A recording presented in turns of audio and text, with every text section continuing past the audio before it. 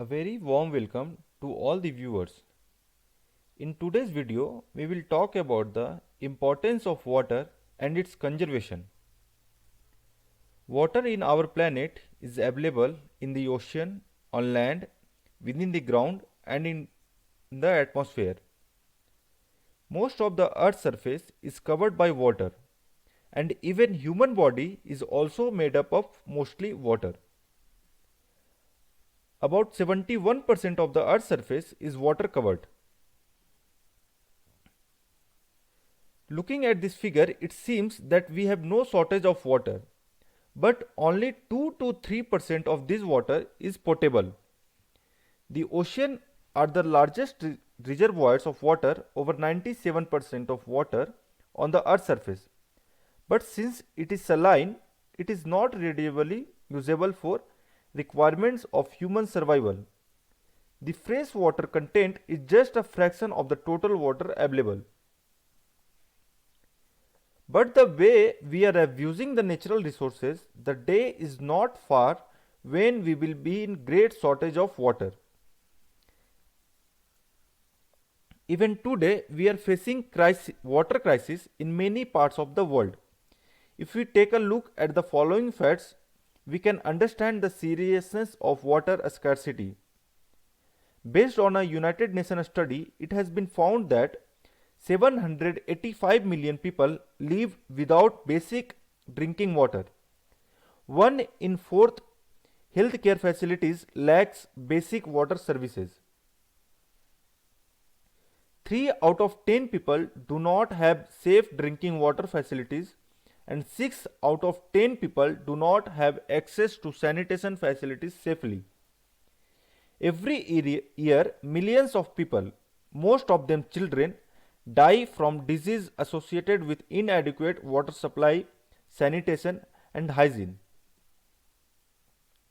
Women and girls are responsible for water collection in 80% of households without access to water on premises.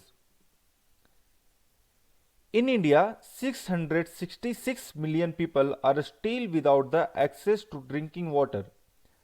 About 500 million people in India are affected by drought. 1 out of every 5 children dies due to severe diarrhea in India.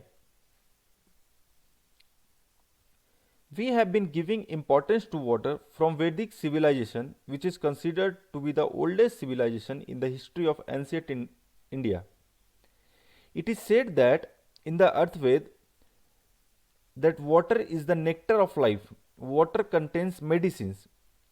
Rivers are considered sacred, and it is believed that rivers are the form of God. But what we are doing with these holy rivers? We are polluting them. More than 80% of wastewater resulting from human activities is discharged into rivers or sea without any pollution removal. This picture is of the Falgu river in Gaya, a district of Bihar, where most of the city's dirt is dumped directly into the river. Human beings are called social animals for namesake only. But looking at all these things, it seems that there is no more antisocial animal on this earth than human species.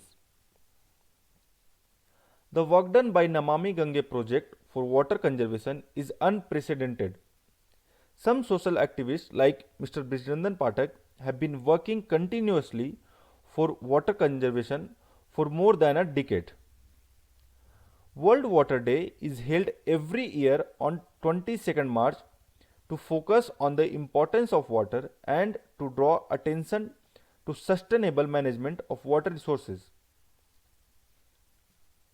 A core focus of World Water Day is to support the achievement of Sustainable Development Goal 6 of United Nations, which is water and sanitation for all by 2030.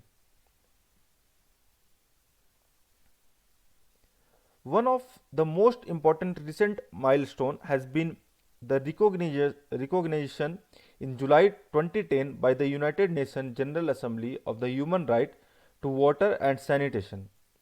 The Assembly recognized that the right of every human being to have access to enough water for personal and domestic uses. The water must be safe, acceptable and affordable. The water cost should not exceed 3% of household income. Moreover, the water source has to be within 1000 meter of the home and collection time should not exceed 30 minutes. The responsibility of conserving water is not just that of government institution. It is also our duty to understand the importance of water, and for this each person has to play a role. If we talk about the definition of water conservation, then it refers to minimum usage of water and recycling of wastewater for various purposes like cleaning, manufacturing and agricultural irrigation. Water conservation is necessary because in the near future an emergency such as a rapidly deteriorating ecosystem and a scarcity of drinking and domestic water can be dealt with. Water conservation is aimed at matching demand and supply. The goal is that to ensure availability of drinking water for future generations.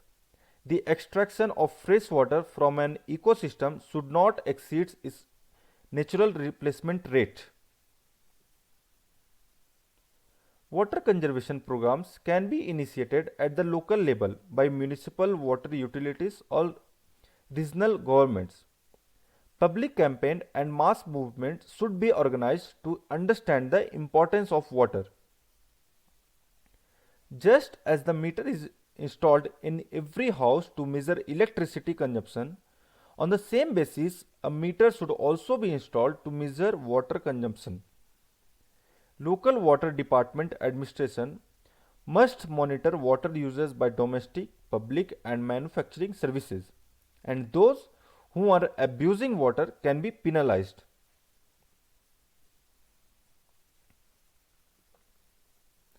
The role of water conservation can be initiated from a single individual by changing his attitude towards water consumption.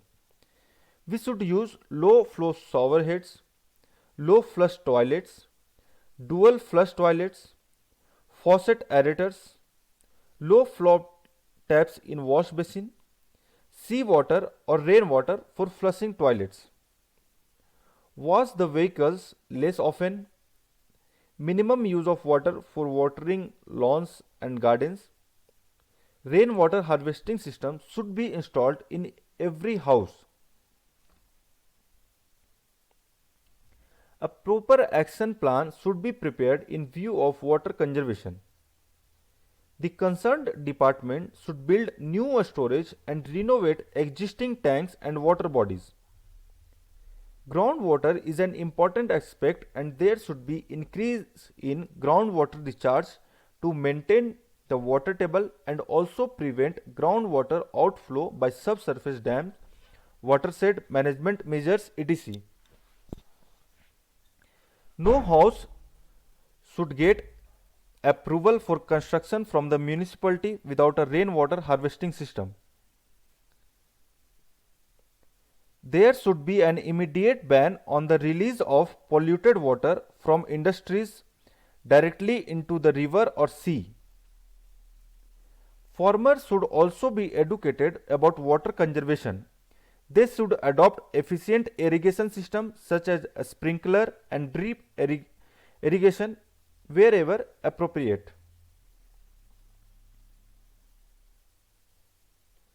The parent body in India which is responsible for laying down policy guidelines and programs for the development and regulation of country's water resources is Ministry of Jal Shakti.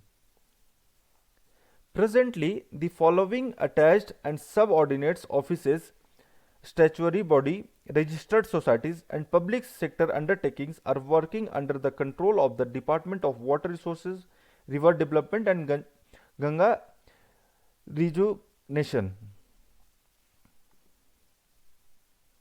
I am ending this lecture by saying that if we disturb nature, it can end our existence. I hope you all be benefited from this video. Thanks to all of you. Jai Hind.